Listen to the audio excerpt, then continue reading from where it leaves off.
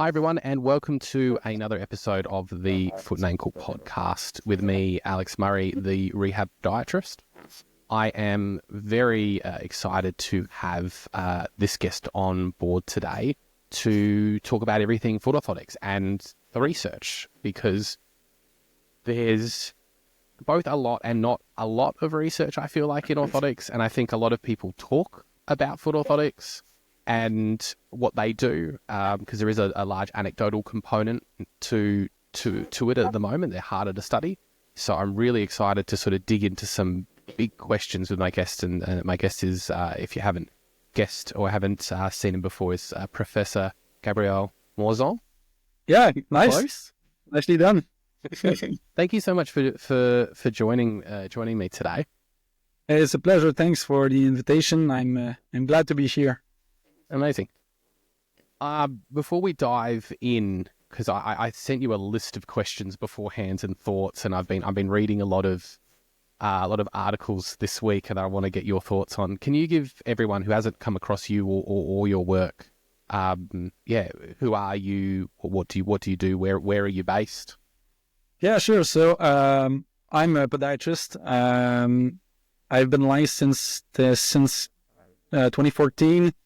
And maybe you have noticed the accent. I'm French Canadian, so I'm sorry for the listeners who doesn't like my accent. And after my DPM, my doctorate in podiatric medicine, I have done a master's in human kinetics, mostly working on foot orthosis, EMG. And then I decided to start a PhD on biomechanics, chronic ankle instability, foot orthosis. After that, we were in 2020, so just before the pandemic, I decided to go to the UK, working with Chris Nestor and Chris Hollins, mostly working on post-stroke, stroke survivors and postural stability. Then I came back to Canada, working with Katia Turcot on transtibial amputees and biomechanics. And since December 2020, so nearly 4 years ago, I started my career as a professor, an assistant professor here at the UQTR, Université du Québec à Trois-Rivières in Canada, mostly researching biomechanics, foot orthosis, orthopedic tests, and mostly teaching in the podiatric medicine program here. Yes, a lot of experience in biomechanics. It's kind of a good error check to go, we've got the right person to ask some questions. I guess in terms of foot orthotics, what's drawn you to study them more? What's sort of been your driving sort of force behind getting into this sort of field, a fraught field, I feel? Yeah. It all started in 2013 when I was an intern in the clinic, the UQTR clinic, and I was looking for answers. I wanted to know how foot orthosis work, what do they do, how do they, for example, modulate ankle kinematics, and I went to read the literature, and my answers were just not there. So I decided maybe if the answers are not there, maybe I will find my answers in another way. And that's when I started my master's. I wanted answers to my question because I needed answers to go on with my life as a clinician. So at first, I just wanted to do a master's and go back to the full-time clinical work. But once my arm was in the machine, I just couldn't get out, and I started researching for all my life, actually. Yeah, I was going to say. So here's the question: did you find your answers? No. Yeah. Okay, that's your podcast done. No. But to be honest, some answers were found, but that's what is nice about research. You find an answers, but you also find like 10 new questions. That's the fun part.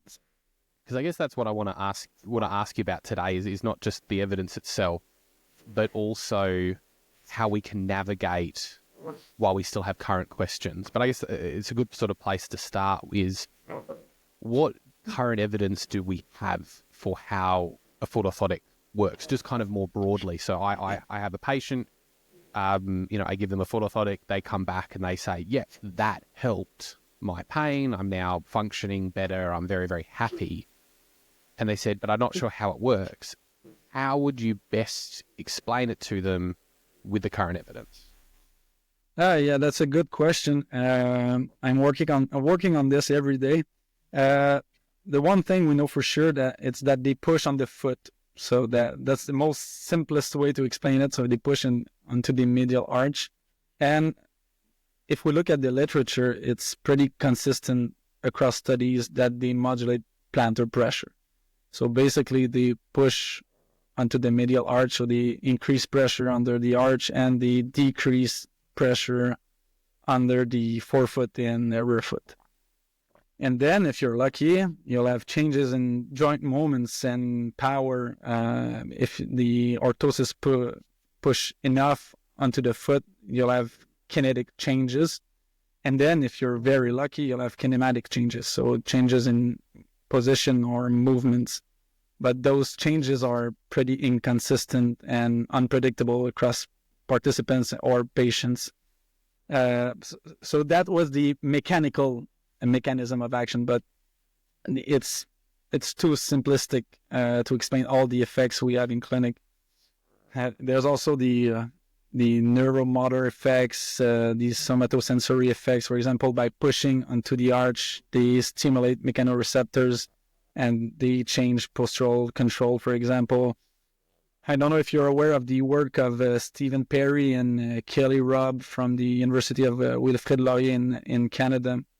They published quite interesting stuff on this, on the somatosensory effects of foot orthosis. It's not my area of expertise, so I don't want to say stupid things, but the effects are pretty cool. But there's also the famous placebo effect, because when you prescribe, I don't know, how much does it cost in Australia, a pair of custom foot orthoses? It does very much depend on the clinic and the location. Like, I feel like, you hear it all the time in Sydney. It can be thousands for some people, but then again, you can hear it can be low as $450. So there's a high level of variation. Yeah, it's pretty much just it's expensive. Like there's not that many patients or anyone that I talk to that's like, oh yeah, cheap. Everyone's like, ooh. Yeah, it depends. In Canada, it's like the paradise of custom foot orthosis because most insurance cover a great portion of it, like 80%. So Quebec, the French part of Canada, is kind of the paradise of foot orthosis. But my point was, if you prescribe a $500 pair of foot orthosis, most likely patients will experience positive outcomes because of the placebo effects. When they dedicate so much money or time or investment into a treatment, the placebo effect most likely will be strong. It's interesting because I guess when we look at the pain literature, and especially or any sort of the rehab literature and things, they very much talk about, the placebo now as a non-specific effect because the effect is not specific to the treatment. Like a foot orthotic will have a kinematic effect, like some sort of mechanical effect that would, if you altered the orthotic, that would change. It's very, very specific to what you do.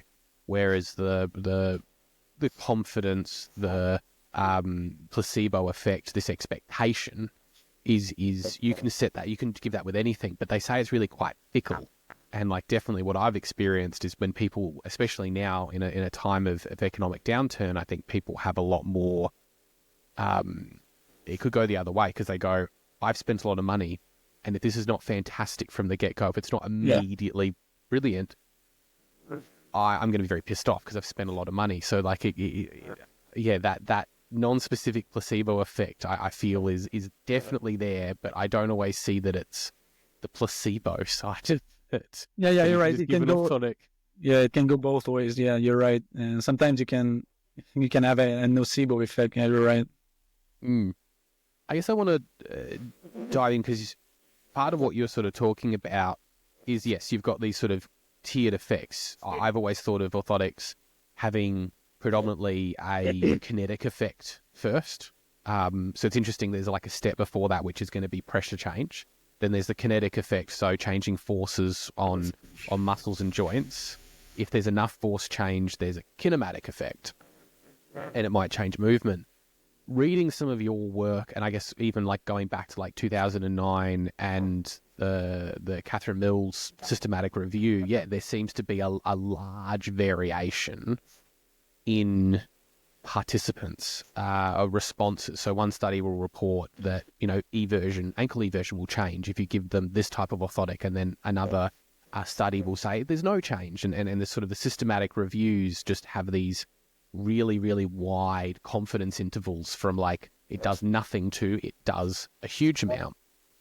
And I guess what's interesting about reading your work is you kind of point out that actually there's a number of things that could be informing that benefit. So for example, like the patient's condition, I noticed in your review, when you were looking through effects, there was some difference for people who had like patellofemoral pain and didn't have patellofemoral pain, or when they looked at healthy controls versus people with in studies with people with injuries, there were differences.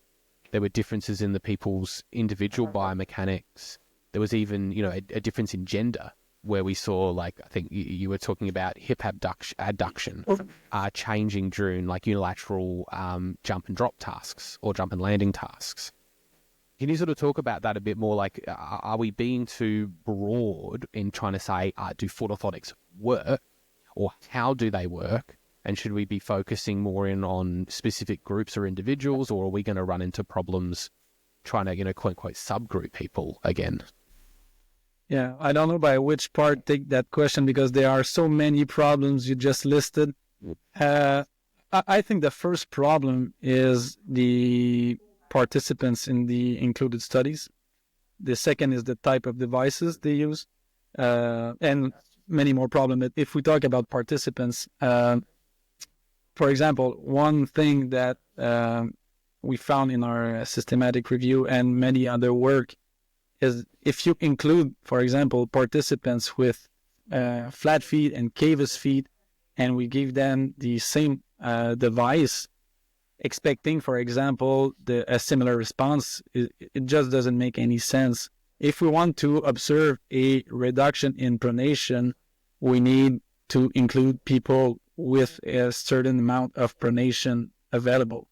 So if we include only participants with flat feet and we give them an anti-pronator device, we will most likely see decrease in ankle pronation.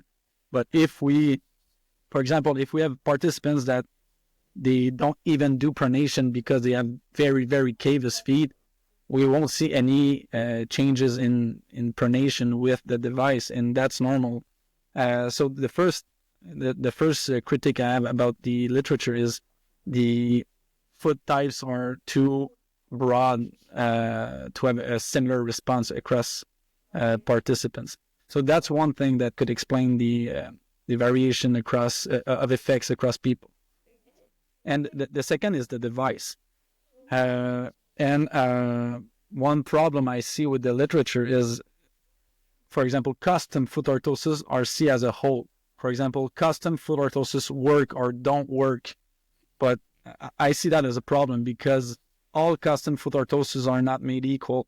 For example, if you have an EVA with, for example, very compliant EVA, and you have participants over 300 pounds or 150 kilos, for example, it's sure. I can promise that there will be no changes in kinematics, but it's a custom device. So the problem is, and I'm pretty sure you know Ian Griffiths is the sports podiatrist. He's a friend, a collaborator on on many of my projects, and he published a paper with Simon Spooner on the kinetic dose. For example, if you want to induce a reduction in pronation, for example, there's an amount of kinetic effect that the orthosis should provide to induce the kinematic changes. But if this threshold is not attained, the participants won't exhibit any changes in kinematics. So that's a problem in the current literature, is that foot orthoses are the same for everyone, and they may not be able to provide the kinetic dose required to have kinematic changes. So that's a problem, and that's why in most of my last project from the last 5 years, I tried to use more than one device in the same study. For example, flexible foot orthosis with medially wedged foot orthosis to see the difference. And we showed very consistently across studies that, for example, a thin, flexible foot orthosis will not provide the same effects as a medially wedged, more rigid device. And the point that I wanted to make with this is stop saying custom foot orthosis don't work. Say these devices that we use, they don't work. And it doesn't mean that all devices will not work. Yeah, I don't know if I'm clear. No. What's clear in my head, but it's interesting because I guess my overall opinion of what we're doing with research, and it kind of goes back to something I was talking about with Professor Andy Bridgen, because he did his PhD on evidence-based medicine, and he was sort of talking about how there's this almost like a professional insecurity about what we do.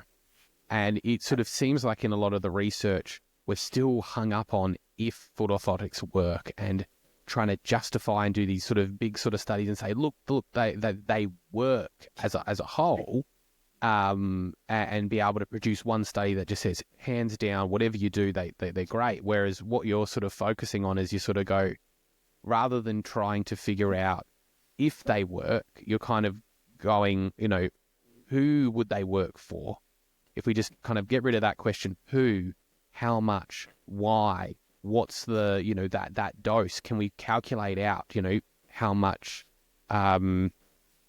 kinetic benefit we need to produce that? Is there, that different line for difference? So it's almost in a case like I've always sort of thought about research and how we do research over time is kind of like a bell curve in a way, where you sort of start with really sort of small, quote unquote, lower quality studies, almost like case studies and case series to try and test something. And then, you go up the bell curve by taking more and more participants in a bigger sort of study, very similar to what you've sort of done, where you tested the foot orthotics and you said, hey, medially wedged actually makes the shell a lot thicker and firmer and stiffer.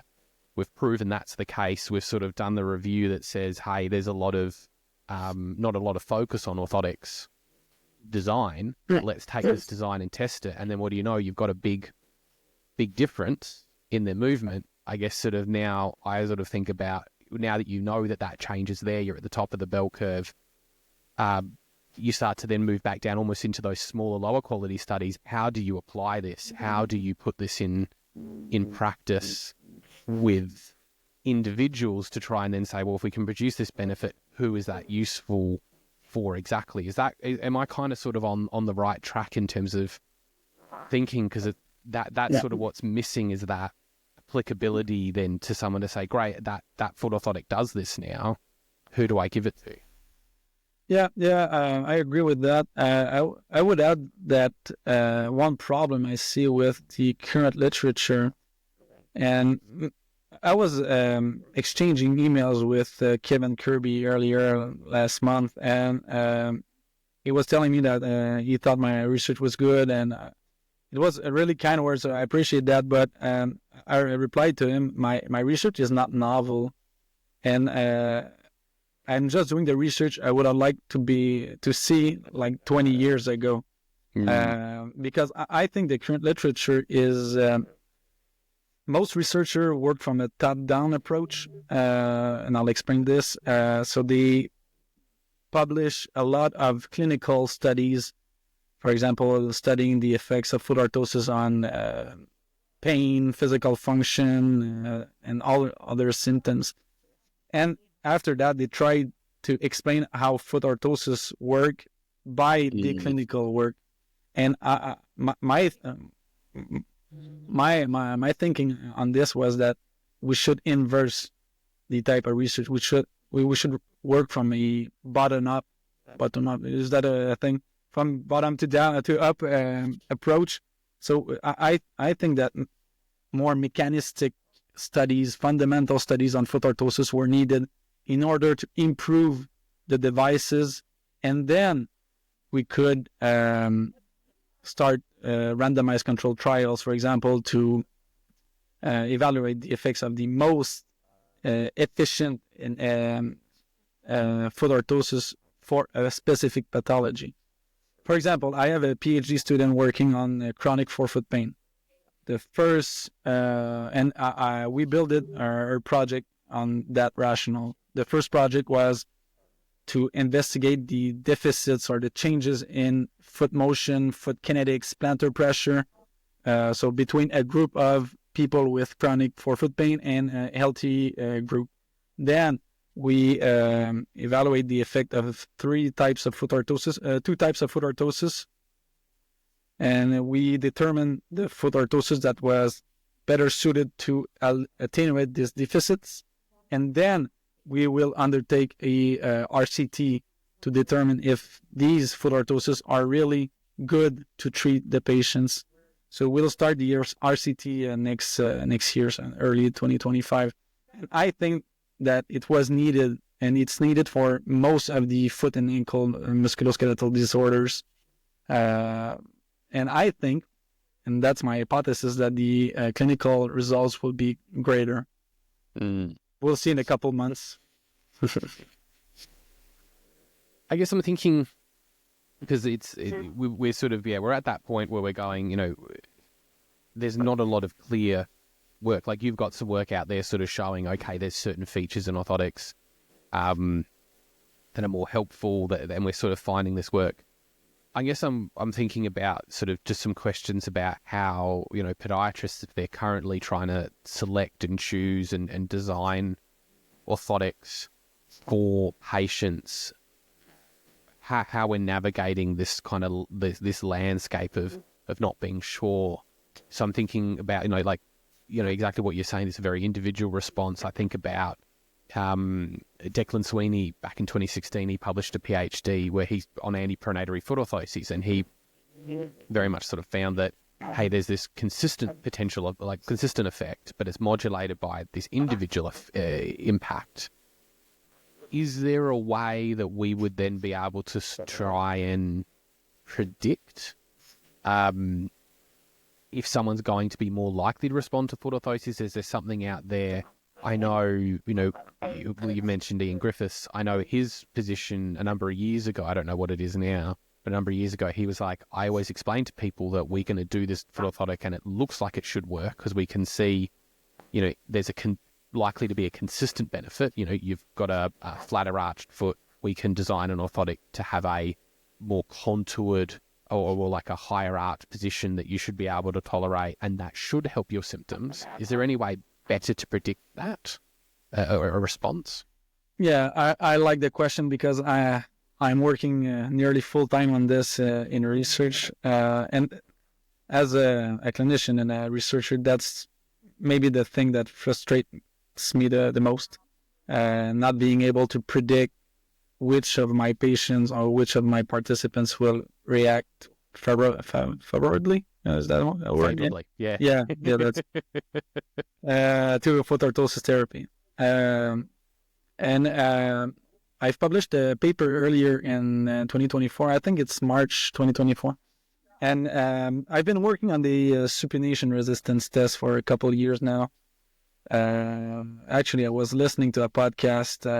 I think it was the PodChat Live podcast, and they were doing an episode on the test. And I said, "Oh, nice! It could be a nice line of work." We based our actually. Let's go back a little. So I wrote to Sean McBride. Sean McBride is a physio, a PhD located in the U.S. And he published a great paper in 2019 in gait and posture, and the paper aimed to correlate the supination resistance test with foot and ankle biomechanics during walking. And it was the first time that we had a test that could predict foot and ankle biomechanics during walking. Because if we look at the earlier studies, For example, with the FPI, the navicular drop, and all these tests, they just were not good at predicting foot and ankle biomechanics. So we decided, so fast forward to this year, to correlate the effects of foot orthosis with the supination resistance test. And we found that there's a correlation with the effects of foot orthosis on ankle eversion angles. So basically, we can predict how the foot orthosis will decrease or increase foot pronation during walking. And we have a paper under review at the moment. Maybe when the episode would go out, the paper will be published. And we did the same thing with individuals with PTTD, and we found the same thing. So it's a pretty good test to predict the biomechanical response. Now you'll say, yeah, but the biomechanical response is not necessarily related to the clinical response, and you're right. That's the next step, because to my knowledge, it's very hard, and nothing was published on this, on a specific test, for example, or question that can predict the efficacy of foot orthosis. But as a clinician, to go back to your question, I think you need to embrace the fact that you will need to modify the device. You will need to, for example, increase the arch height, decrease the arch height, incline in the frontal plane, had the top cover. I think that it's part of the game, and eventually, hopefully, we'll have a better way to predict the clinical effects of foot orthosis. And honestly, with the artificial intelligence, I think we will be in the near future able to, maybe not with 100% certainty, but maybe like if you enter the foot type, supination resistance, the age, the mass, the foot length, and it will calculate, for example, you have a 60% chance to have a decrease in pain. That would be my dream. Is it possible? I don't know. But that would be my dream as a clinician and as a researcher. Well, it's interesting because you say that, because I do know there's some research out there that's using 3D scans to scan people's feet and sort of correlate differences between. And so, like, I can see if you just scan enough people's feet and insert enough pieces of data, it's the same with like radiology. Yeah, you could see that potentially it picks it up. I mean, they've done that in skin cancer. They've done that in a lot of radiology. Now the AI is better at finding things because it can quantify the what's difficult for humans to quantify and see patterns where we would struggle. I guess I just dive into your sort of response there, because there's a couple of things that I sort of took out of it, which is, I think, interestingly, when we're thinking about tests, you were looking at kinematic tests. Navicular, drift and drop is sort of a great example of a kinematic test.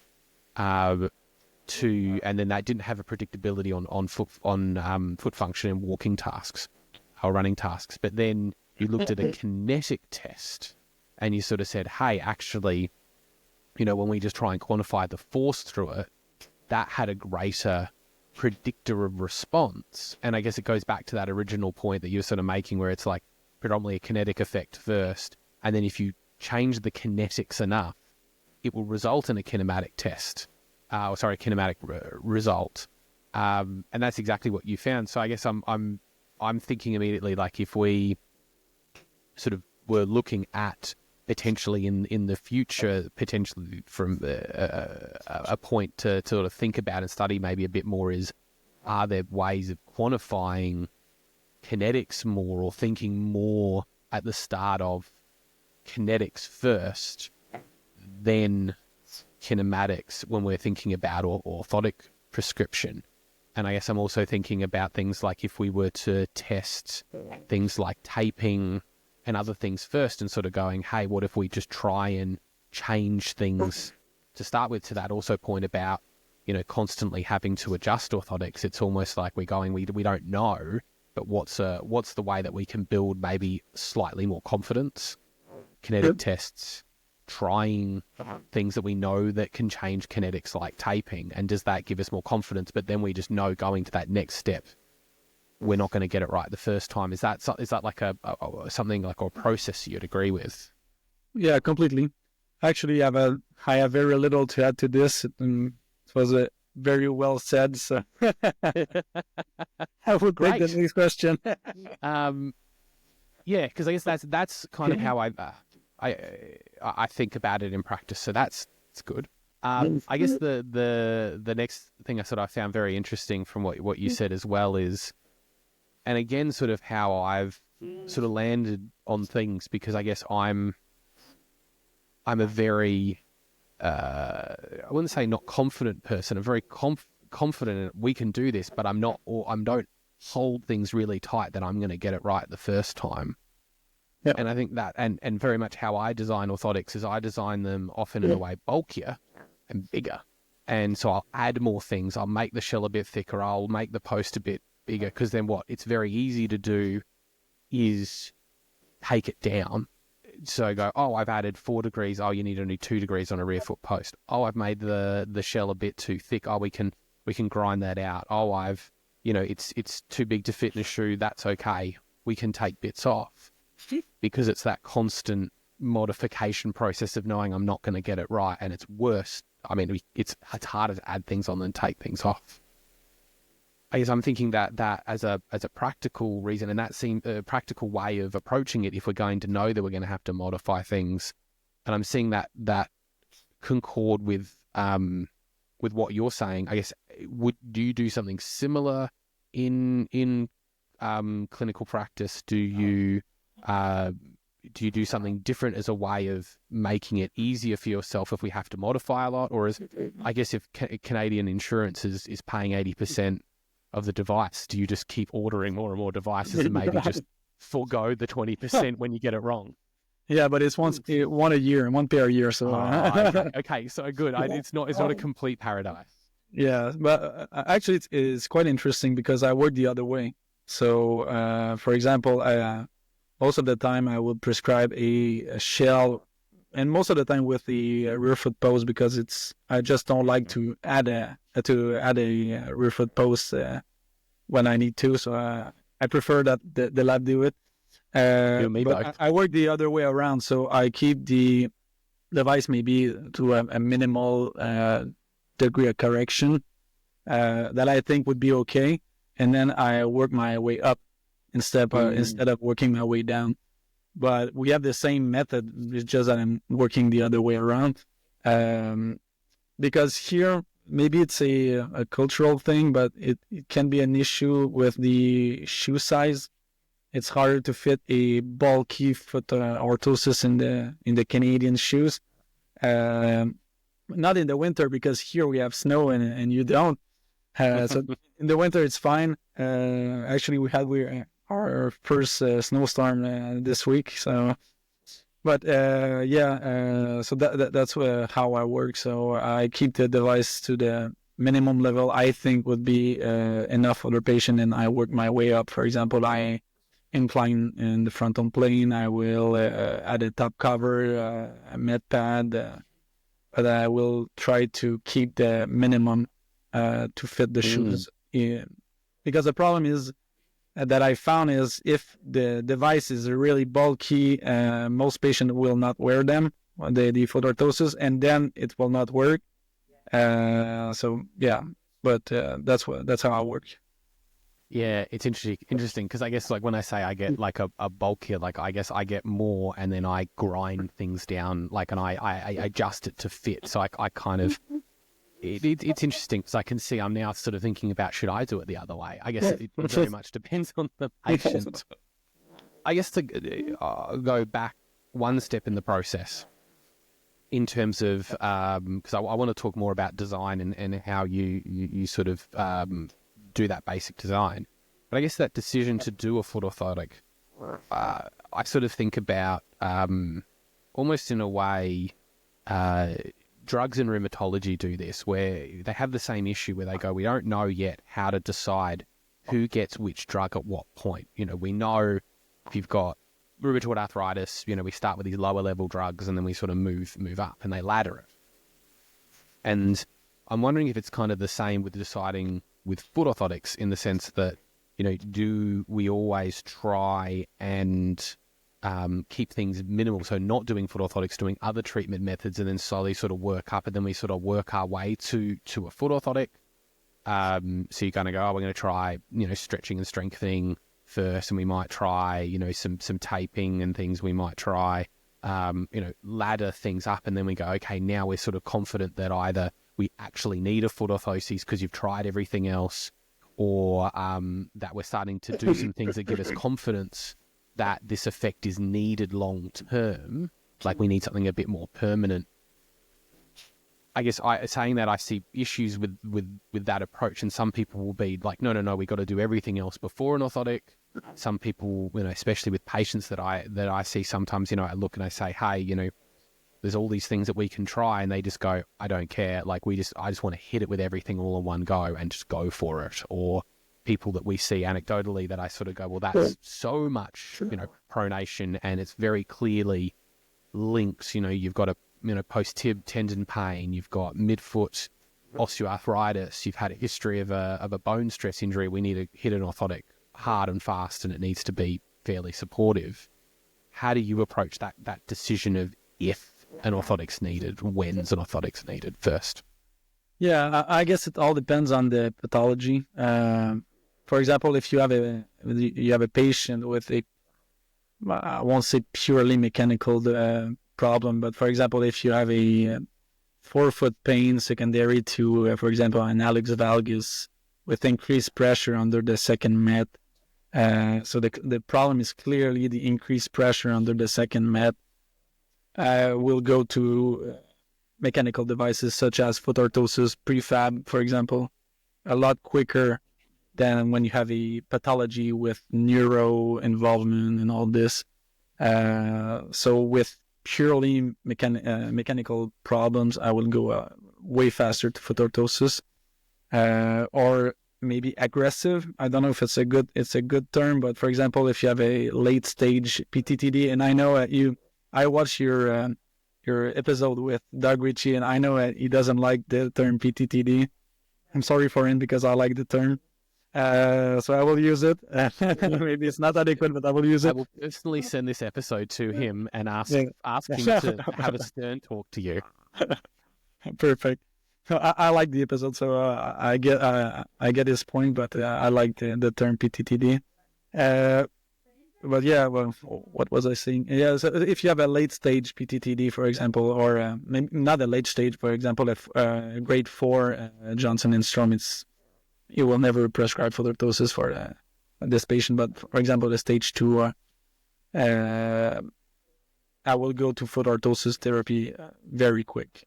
So, for example, if I see this patient in the clinic, he will go out with a pair of foot orthosis or even an EFO, for example.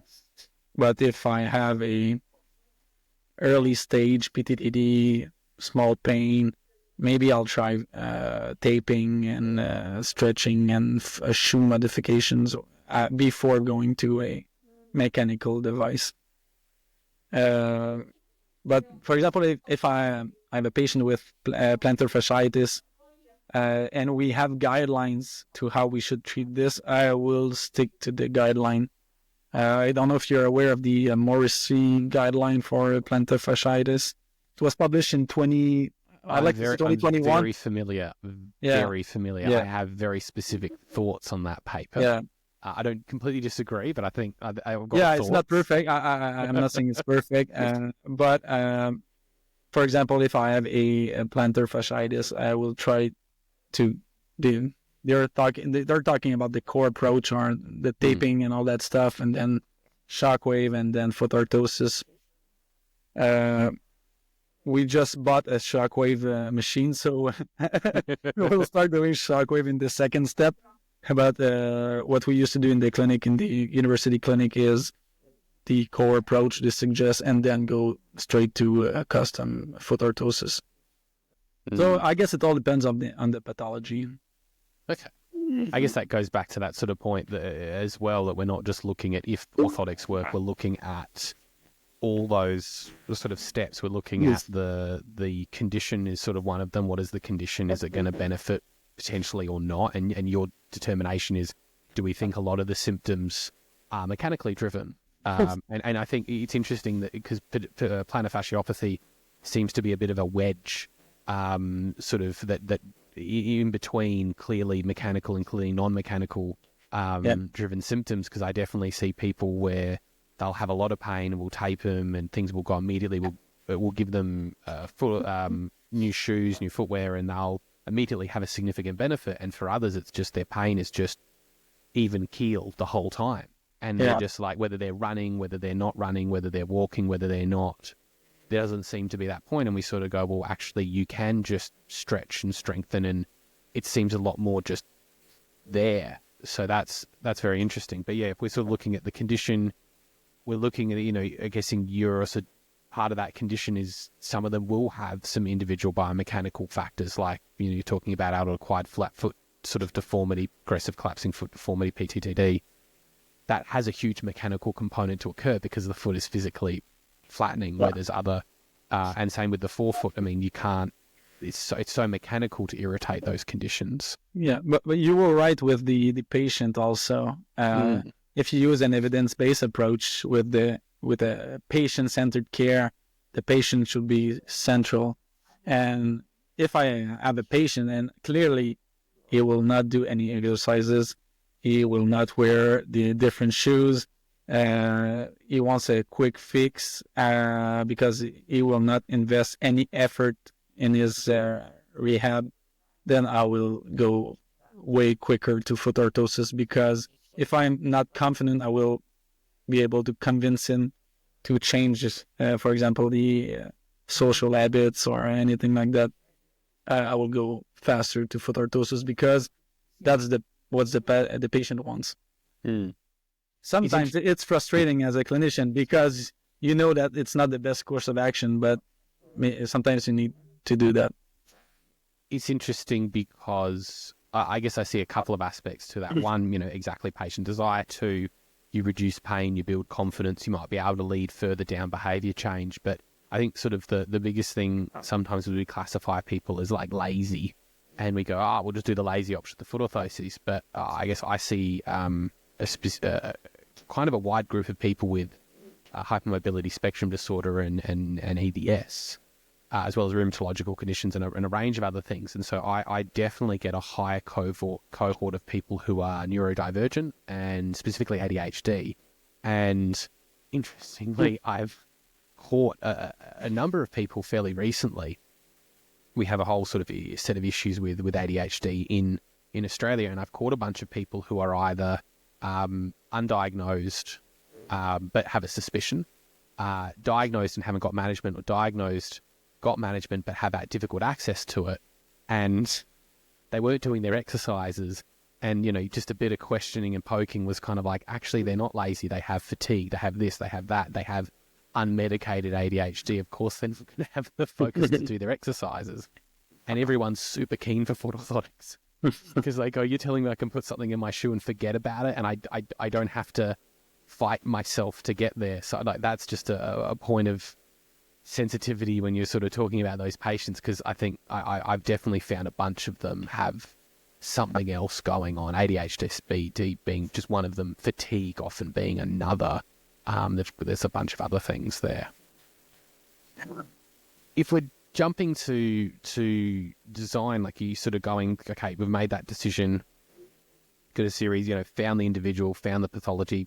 Well, actually, probably a good place to start would, a good place to sort of finish off on selection is task as well before we go into design, because you've had a look, and I thought something was very different about your research and approach, especially in the reviews, was immediately you were like, let's not focus just on walking and running, let's look at the task that people are doing, because people aren't always just running, and focusing on just sagittal plane movement. There's other things that occur. Does task as well influence a lot of what that decision-making process to do an orthotic?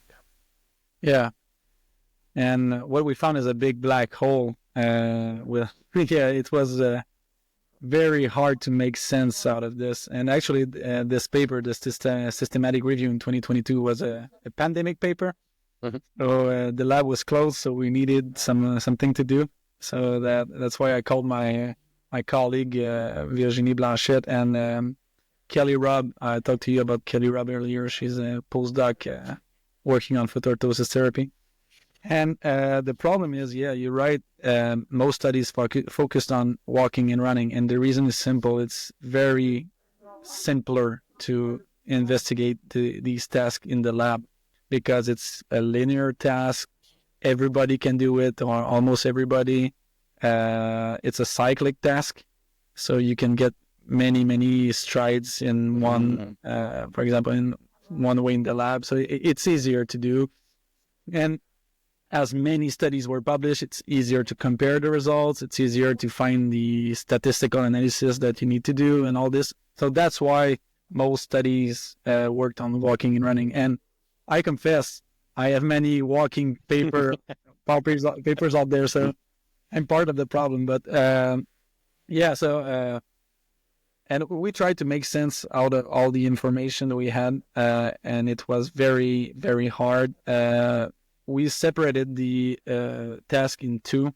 So I think we used the terms high loads and low loads or something like that. So basically, when you're doing stair ambulation, step ascent, step descent, the orthotic were able to decrease ankle eversion, for example. And when you have high impact tasks such as jump landing, it was not the case.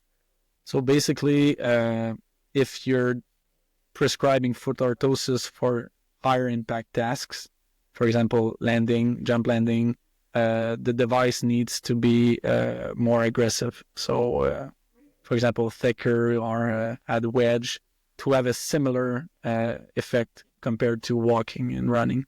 But the problem is, most studies either analyze walking and running or landing. But to my knowledge, no study out there studied both tasks at the same time. So walking and jump landing. So it's hard to compare the same device across multiple tasks. Maybe that could be a great project to do in the future. But my take on this as a clinician is if you're prescribing a foot orthosis for landing purposes, the device needs to be more aggressive. So more, for example, thicker and more inclined to provide the same biomechanical effects. And then after that, maybe you don't want the same biomechanical effect. Maybe you don't want to reduce pronation. You just want to redistribute plantar pressure, for example. And that's a judgment call depending on the patient. But if you want a similar effect, the device needs to be stiffer and more strong. Yeah, so task is less about the decision of whether to do an orthotic or not. It's still those other points of, we want to try and change something, but knowing the decision is more of a case of what do you do, knowing that they're going to be doing that task. So if they're doing high load tasks, jumping and landing, you need to think about what you're doing. You can't just carry the same design over, expect the same results.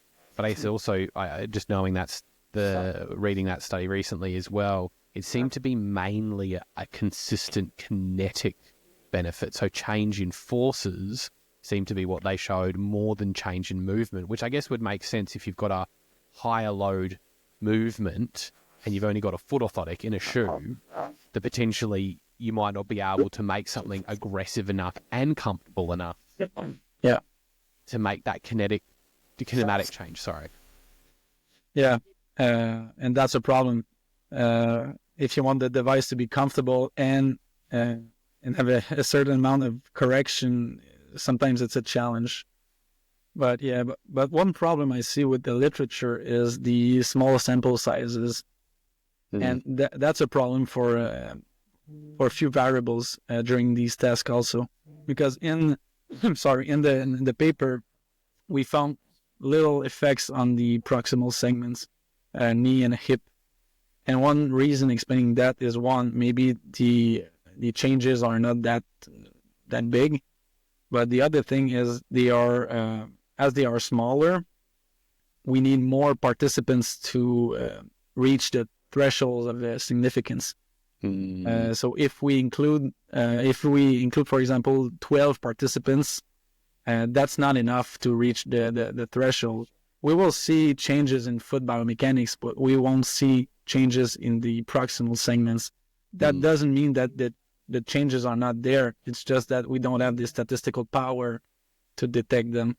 So I think that more participants in each study will be needed to better characterize these effects. Interesting.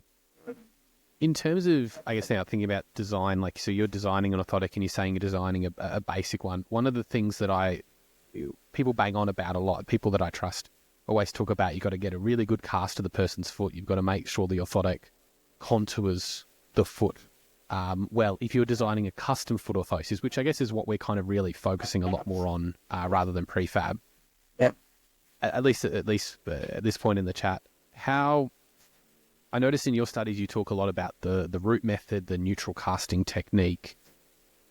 I guess one would be, how important is getting that cast really accurate, and two would be, if you're then going to take that cast, is there a process, is there a way that's more supported in the evidence to take it? How do you, what's your approach? Yeah, I think that if you want the device to be aggressive, and when I say aggressive is we want the device to have high amplitudes of effects, we need the cast to be perfect. Because if the cast is not perfect, the plantar pressure won't be well distributed, and you'll have pressure point, for example, on the top of the arch, and the orthosis will be unwearable. So you need a really good cast. And about the root method, I think it's a good method. Is it the best? Maybe not. The problem I see with changing the method in clinic is most studies out there are based on this method. So if you change the way you cast the feet in clinic, maybe the evidence base is not accurate for you. So that's the problem. So if you change the method, maybe you can't use or only partly can partly use the evidence base. So that's a problem. That's why I use the root method in all my studies. It's not because I think it's a magical method. It's just because to increase the consistency across studies and across clinical work, we need to use the same method. Because I've seen other methods published. For example, I've seen the mass method. I was thinking about that one, yeah. Yeah, the maximal arch stabilization, supination stabilization from Ed Glazer, and the results were not good. So it was kind of abandoned. But one day, another casting method will be out there. But we need to change for better, not for equivalent.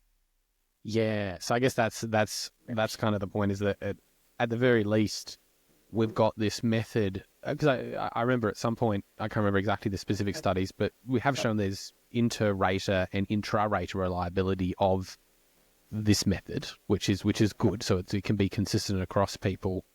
But then it also seems to be, at least in my practice and a lot of other people's practice, I feel like it is providing often a device that is comfortable, because it's and the labs often most labs know how to deal with that too and make a comfortable orthotic. So I like, it seems just an easy sort of approach to do. And if we don't know anything else, that seems like a really good starting point, especially with the evidence that we have. In terms of then the casting, I guess in the design aspect of it as well, where do you think we're at with 3D? Because I guess, like, my personal opinion is I 3D cast everyone. I find in my own personal practice, I found really high consistency between comparing casts that I used to do to the 3D scanning. And I guess now I'm also finding that with the 3D scanning, it's easier to be more consistent with the changes that I produce in the cast, because we can physically, you have programs that are programming that change, that they're molding it rather than having someone add plaster to a cast, and then in a way they can't even, like when they're adding so much, they can't actually see how much they've added, how much they've taken off exactly. Like it's much more of a science and less of an art. I guess what's your thought moving into that side of things as well? Yeah, I think that whether you like it or not, it will be all 3D scan in a couple years, maybe sooner than that. Actually, we just because here at UQTR we are the only university in Canada that we have a full lab, a foot orthosis lab, and we just purchased all the system from Form Labs to 3D print the orthosis here. So obviously, I'm for that because I was in charge of all this. But honestly, my take on this is 3D printing for now is not an innovation in terms of clinical effectiveness of foot orthosis. It is an innovation in terms of quickness to scan the feet. For the environment, it's way better for shipping purposes. But if you prescribe a traditional foot orthosis in polypropylene, for example, just a shell, you cast the same foot 3D scan, and you print a nylon 11, for example, shell. The devices will be very, very, very similar. So the effects will be very similar to the patients.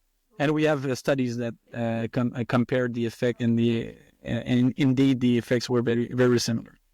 That being said, 3D printing opens up for many, many other things. For example, modulating stiffness across the device. Maybe, for example, adding honeycombs designs onto the shell. So if we want to improve or innovate, we need to change the way we do foot orthosis. But yeah, I'm very excited about that because I think that it will open up to many, many interested things. But if we do the same thing as before, but with 3D printing, we will have the same effects. The effects were good, so that's not a bad thing.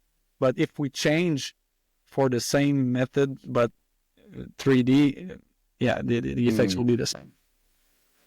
Yeah, because I guess in my personal clinical practice, like I've definitely using it a lot more to modify and change things. I guess that leads me to the question of what you're doing is you're getting a shell, and then you're sort of a basic sort of shell and going, how much does this affect? And then adding and sort of figuring out what's going to be best for the patient. I guess I'm wondering for a lot of other clinicians, especially when we're going to have this higher level of ease with customization in terms of if we want to build in certain features, if we want to add things. So for example, I'm definitely experimenting with Doug Ritchie's idea of that using a lateral flare or a lateral wrap around an orthotic, and how we can add that into orthotics for people with progressive collapsing foot deformity, PTDD. In terms of people using that anecdotal and then putting that into their own clinical practice, where do you sit on that sort of process? Like, because I see it as in the absence of evidence, we can always sit back and say, well, we don't have evidence to do this, so we're just going to do basic orthotics. But in a way, are we all sort of building our own experience? Are we building our own sort of practice? And should we be sort of almost running scientific experiments within ourselves to try and better understand how people respond and maybe not hold on to those results really firmly, but like iterate our practice in that way, in this absence? Is that something that you think's important, or should we be careful with how we're doing that on our clinical practice? Because I guess I see the line as being not so much that we shouldn't experiment, but we shouldn't be holding on to these ideas as being very firm, they're right, or the explanations. We can just say we did this and it seems to be more effective for a group of people, but we don't know why. Yeah, that's a can of worms, right? I think that research will never be able to answer all these questions about modifications such as flare, and for example, you want to increase the height of the medial arch in some patients. We just don't have the manpower or the woman power to do this in research. So the core research will focus on basics foot orthosis therapy, and then in clinical work that works. That's where the personal experiences will kick in, and I have no problem, for example, doing what you just said with people with progressive collapsing foot deformity. I can feel that it pains you. So no, I have no problem with this. And what's the downside of this? The patient won't be comfortable, so you will remove it. So if the end game is not dramatic for the patient, it's just comfort. I have no problem with that. As long as you don't promise magic with devices that that were never studied in the literature. But if you want to experiment to increase comfort or to test new devices, new features, that's fine. That's how ideas are generated. And if the idea is cool and seems to work, just email me and we'll test it in research. So that's how ideas are generated. So I'm completely on board with that. But yeah, you need a little bit of, let's say, control or be. Yeah, that would be my answer. Yeah.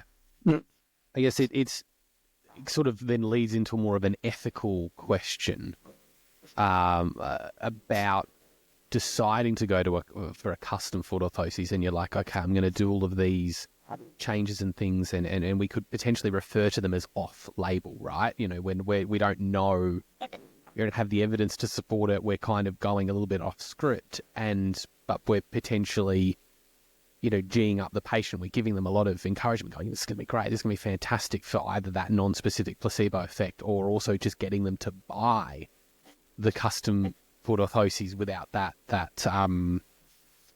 really firm knowledge or just only just our own personal experience.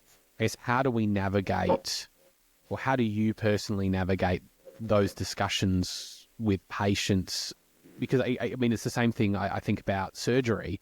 If you told everyone in excruciating detail and got what I would consider very, very true, very, very in-depth informed consent, no one would ever do a surgery ever, because I'd leave thinking that they're going to hemorrhage and die.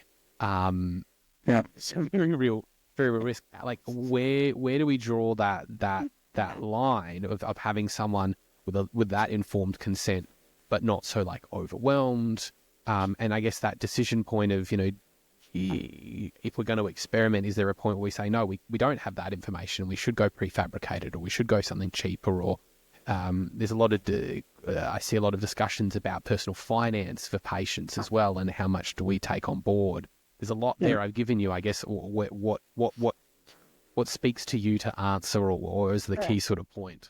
Yeah, it's a good question. It's hard to answer because it's the same problem across the world for podiatrists. Is when you prescribe and sell the treatment, you are in conflict of interest, so you need to be very, very careful. I'm lucky because I'm one of the few podiatrists around the world that I'd like to say no conflict of interest, because or very, very small conflict of interest, because I've left my private practice in 2019 and I'm only working at the university clinic, and my salary is the same whether or not I'm prescribed foot orthosis. So it doesn't impact my decision making. But my take on this is we need to be honest with the patient, and I'm a researcher, so I like to base my assertions on the science. For example, I'd like to say research is clear, the treatment with foot orthosis is better, and for this pathology, custom-made foot orthosis seems to be better than prefab, so we should go with custom-made foot orthosis. But I know that it's difficult, and sometimes it feels like a sale. You need to sell the treatment, and I really didn't like it. Maybe that's why I'm so happy working in the university clinic. But it's definitely a challenge. I agree with that. It's interesting that you talk about it as a sale, because I think one of the things I talk about to students and younger clinicians is Dan Pink's book, To Sell As to Human or Sell As to Be Human. It's along those lines. You definitely find it. It's a very popular book. And he sort of very much talks about old school selling versus new school selling. And the old school selling was having an information disadvantage. And so for the patient or the people, buying cars, it was the car salesman was the classic example where you would walk in and you have no idea about the cars. It's the same with like DVDs and VHS players before the internet. You would have no idea, you had no information, you had to rely on the salesperson to tell you, and they could dupe you. And so we got a very negative view of salespeople, where a lot of salespeople now are very much about giving people the choice. And as we talk about, and my uncle was one of these, in the tech companies. Tech companies are a great example. They're about finding the right solution for the right person. And going, it's not about me convincing you to buy something from me and overcoming your objections and sort of duping you in a way to say this is what you need. It's about finding the right product, the right answer, the right service, the right thing for what that patient specifically needs, or what that customer, I should say, in this case with tech needs. And that might not be what you sell, and I guess their sort of point is if you people will be able to go and Google and say, hey, you're trying to flog me for orthotics for this condition and there doesn't seem to be that evidence, or there's alternative options. And so there's not that informational disadvantage. And I think that's kind of sometimes what podiatrists now experience. And I guess the way that I sort of sit and think about it is providing people with all the options and trying to, my life's definitely easier in private practice, not forcing people into something. But sometimes it does mean, the patient has to go away and think, and sometimes the patient doesn't come back. Sometimes they go a treatment method that doesn't net me an orthotic, but I find my life is personally easier not dealing with people that have spent $600-700 on something and they're not completely happy. Yeah. So I like that sort of point that you bring up about sales. Do prefabricated devices, I guess partially because between the 80% rebate and being in a university clinic where you sort of you can sort of have your choice. I guess from that perspective, actually, it's quite strong. Do you use prefab a lot when you have that probably an easier choice between the two? Do you still find you reach for prefabs because the evidence is better or easier? Yeah, sorry. Yeah, I like prefab actually. But as I said earlier, prefab here is not the norm because of the insurance companies.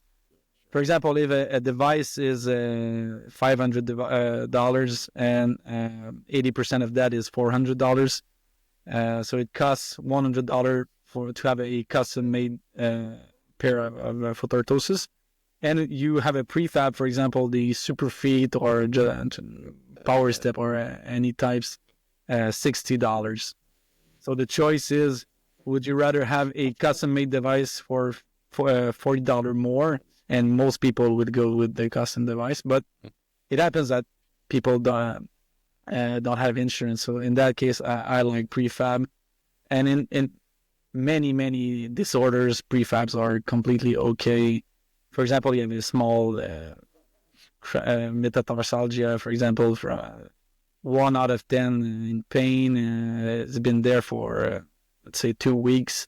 I will never go to a custom device right away. I'll go straight to a prefab or even an insole in Poron, and that would be just fine. So yeah, I like prefab, but the context here in Canada is not favorable for prefabs. But I will not say that too loudly because I don't want the insurance company to hear me. But well, I think in terms of custom specifically, if I'm thinking about my decision point, I also look at people and I sort of say, look, we can do a prefab and it probably would do a good job, but it's not going in that shoe. It's going to be bulkier. It's not going to last as long. We don't get as much choice. There may be some differences in comfort because of the decisions that we have to make.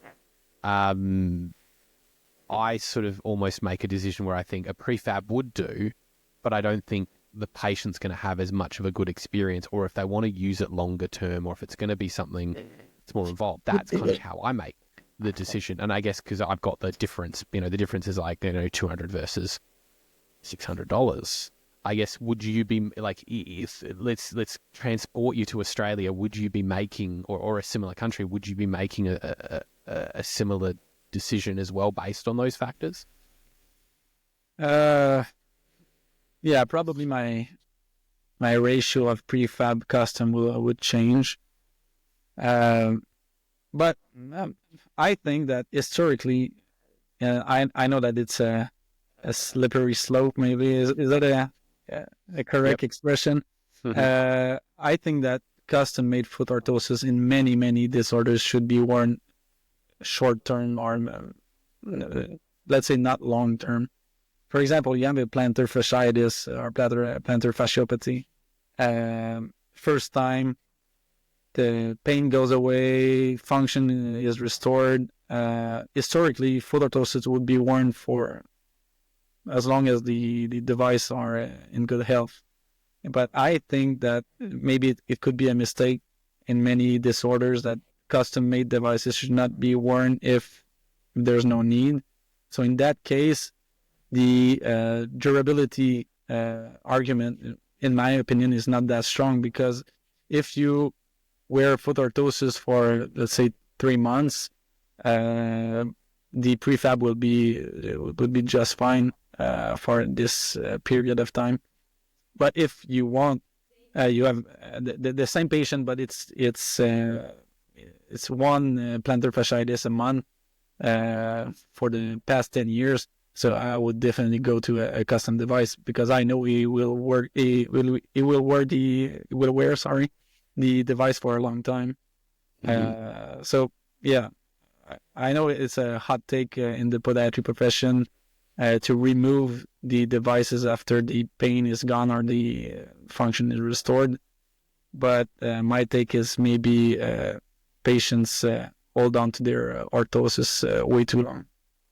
Yeah, because I guess our discussion is really focused on like more of the biomechanics side of things and what orthotics can and can't do. And I guess that is where your research is and your expertise. And I guess we haven't sort of talked a larger amount that the pathology and effectiveness in terms of conditions. But I guess one of the things was the 3 points we've always talked about is, one of the decision-making processes is the condition of if someone has a specific condition, is a foot orthosis worthwhile? I know in your review, like we sort of said earlier, that it does seem to be there's some different responses based on people with, pathologies and controls. It's interesting because I think a lot of that from memory was when I saw that was in more of like the patellofemoral pain. But I guess it is the lack of studies to see, if that's across different people. But I guess, yes, when the condition goes away, when we don't have that, this is part of the decision-making process. Your sort of opinion is going, well, how much need is there for foot orthoses, especially because we don't have a huge evidence based for prevention of injuries. But I guess there are maybe some specific cases where you'd think about long-term prevention, or I think in some cases people are more comfortable wearing them. Are those sort of times where you would make that decision to keep a foot orthotic in someone's shoes for longer? Yeah, sure. For example, if there's a risk factor, a very high risk factor, wear the orthosis, it will be just fine. And if a patient is asymptomatic and wearing foot orthosis allows him to walk, for example, for longer distances or be more active, I think that if you look at the scale, and the positive wins in that situation. So yeah, in that case, just wear the foot orthosis and you'll be fine. But if there are no risk factors, you're just as comfortable without the foot orthosis. You're healthy. You don't have diabetes. While wearing foot orthosis, that would be my take. And I know that it could be a hot take, and I have some active discussion in conference with podiatrists, but it's interesting, right? Because I guess and when I think about, like, when I read some of the research and I see some of the differences, like, for example, there was a study that showed, I think maybe you were involved or not, I can't remember how I found it. It was just in my resources to read, sprint performance. And they found that there wasn't a benefit to sprints in performance, but there wasn't a benefit to fatigue. And people were still quite tired in very similar ways. But then there's other sort of studies, I think, in specific populations, especially pediatric populations and, conditions like HSD, EDS, that found that foot orthoses helped a lot with fatigue. And it makes sense because it's sort of very different mechanisms. And I guess I'm sort of working towards the point of it feels very person dependent. And potentially, I wonder about, how many people have had foot orthoses, had a good response, gone away, stopped wearing them, and then when they get that reminder, to come back to check their foot orthoses or whatever, they're not coming back to say, by the way, I stopped using them and that I'm fine and I'm great. They're just not coming back to the clinic. But the people that are coming back, they're like, oh, God, I try to take them out and I know that I'm a lot worse, or I took them out and then things went, pear-shaped. And I wonder how much that impacts podiatrists thinking, if we're not touching base with every single patient and tracking their journey and when they stopped and why. And technology is potentially about to change this in terms of the access to questionnaires and sending things out to people and that sort of thing. I wonder how much that influences that decision making. Yeah, especially actually, it's so interesting. Yeah, it's so interesting because most clinicians tend to overestimate the efficacy of their treatments, and you just stated the exact reason is because you lose track of many patients and you don't have a control group to compare your interventions. So that's the reason, because most clinicians will tell you that foot orthoses are magic and they work great. And they are not wrong. They work great for many disorders. But when you look at the literature, the numbers just don't add up. And that's the first element of response. But to the defense of clinicians, there's also a problem with the literature.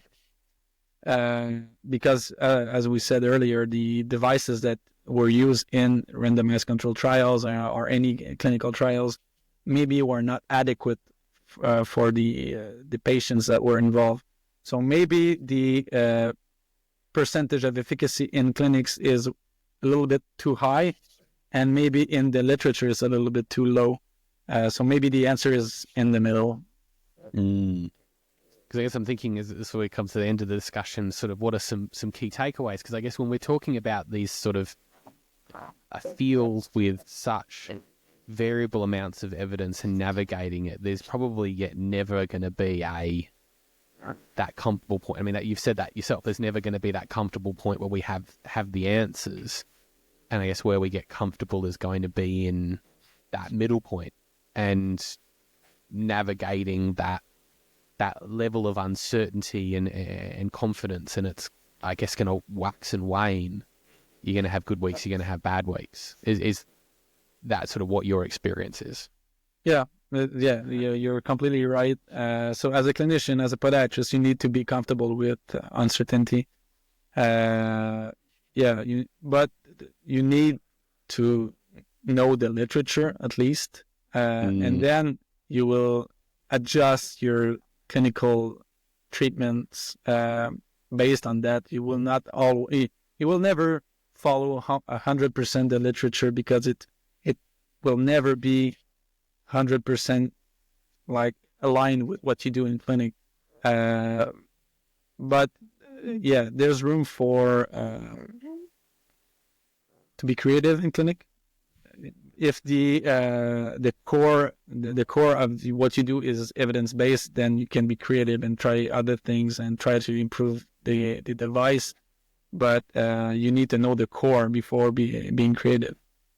Yeah, I guess because I printed out a few of your studies. I had a student the other day, and I printed out a few studies and gave it to them specifically because if I'm thinking about the evidence, where I see sort of people go wrong is they sort of shoot out in a direction and they kind of go, I've seen this work, I've got an idea, I'm very overconfident in how it works, and I've got this theory and this whole idea. And it's kind of like, well, with research, the whole idea is that can work, but we've just think about, it's got to go through that lens of what we do know. And I really like that study that you have on thick-shelled orthotics, medially posted orthotics, because I do see one of the rhetorics being, orthotics need to be thin. They need to allow the foot to pronate, and we need to be doing this. And like for you to come out and say, well, actually, we see very little kinematic effect, especially in higher loading tasks, that's actually really helpful or really does a lot, except for maybe plantar pressures.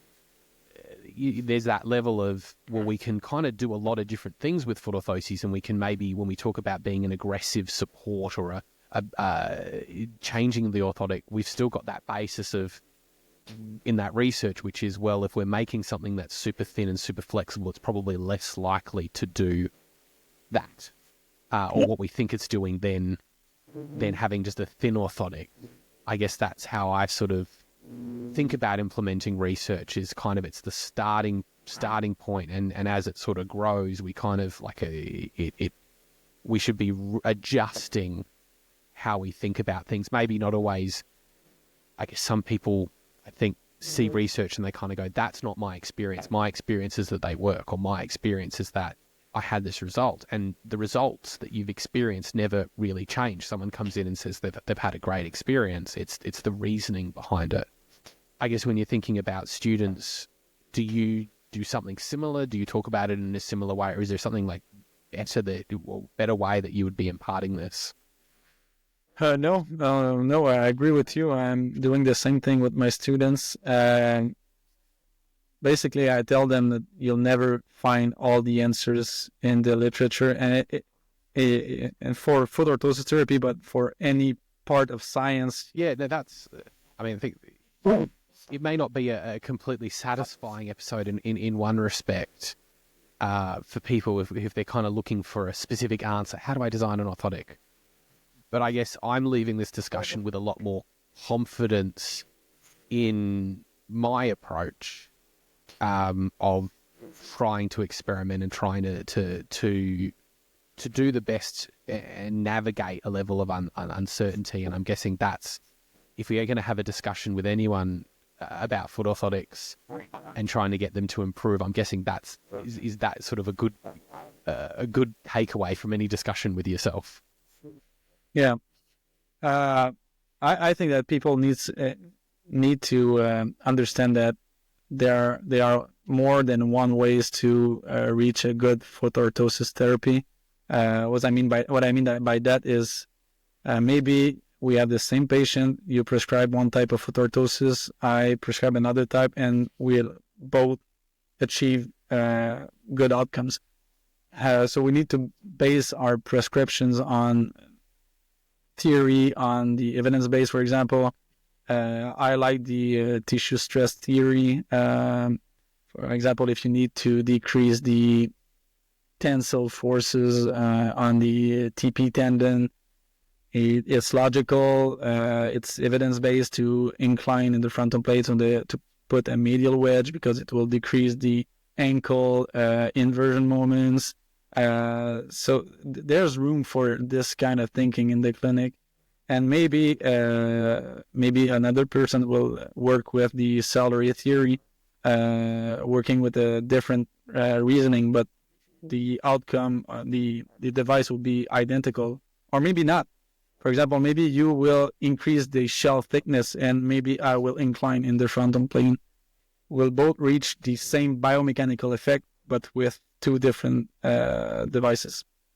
So it's interesting. I think it was Martin Box, or someone. I think his last name was Box, B-O-X, and he had it's a mathematician from memory, and he had a quote that said, "All models are wrong." He's talking morals. He's often talking theories. And he's saying they're all wrong, but some are useful. And I guess that's exactly what you're sort of talking about, is that we can hold these theories and ideas in tissue stress theory, root theory. All of these things will have waxing and waning responses in the evidence, and some might be proven to be completely wrong in terms of the theory, but they're still leading to potentially an outcome or a very similar outcome. And I guess that's kind of not, we don't want to be completely the ends justify the means, but we are looking predominantly at outcomes, and the outcomes are the certain thing that we can hang our hat on. Yeah. Beautiful. I think that's a great place to end, I guess, unless you've got anything else that you'd want to add, anything that I've said that you're like, I never really pulled Alex up on that. No, I think maybe I'll say something. I think that as a profession, we need to continue investing in foot orthosis research, because it's very hard to fund these kind of projects. So as a profession, we need to continue investing money to this kind of research. I'm talking for my colleagues, researchers. You're looking for money, but I think it's important. Yeah. Like, I don't have any personal interest in what I'm saying in these opinions, but I do have a personal interest in fund my work. Yeah. And I think talking about evidence, I think there's a lot of podiatrists who, and we know this, I talked about Andy Bridgeton earlier, there's a lot of podiatrists that don't always engage with the evidence. They sort of don't see it as, and because it's presented as right and wrong. You know, it's presented as what you should do, this is what you shouldn't do. But I guess it's so not that. We should fund it more, because we fund it more and we fund people like yourself. You're helping us be able to say this is, provide more of a basis of what we can do consistently and a springboard for us to experiment confidently, rather than sort of being flying blind without the evidence. So I think, this hopefully, but people leave with a bit more confidence to do things and not look at evidence the same way, and then fund future evidence with people like yourself. I think that's a great conclusion. Yeah. How do people find you, and how do people find your work? I have a website. It's in French, so maybe the quickest way is to go to PubMed and just type my name. I'm the only one in the world with this name, so it's pretty easy to find me. If not, I'm on LinkedIn and I'm on X also. But maybe I'll leave X soon. We'll see, but definitely on LinkedIn. Okay, yeah, LinkedIn. That seems more boring and more stable. Yeah. Perfect. Thanks everyone for listening to this episode. A nice, a bit of a longer episode, but I think it was a worthwhile discussion, especially if you've made it through. If you want to follow the podcast, want to follow me, I'm the Rehab Podiatrist. There's also the Foot and Ankle Podcast. You'll find me across Facebook, Instagram. I'm in the same boat on Twitter /X. But yeah, LinkedIn, unfortunately boring but stable. And thanks again, and hopefully we'll see you in the next episode.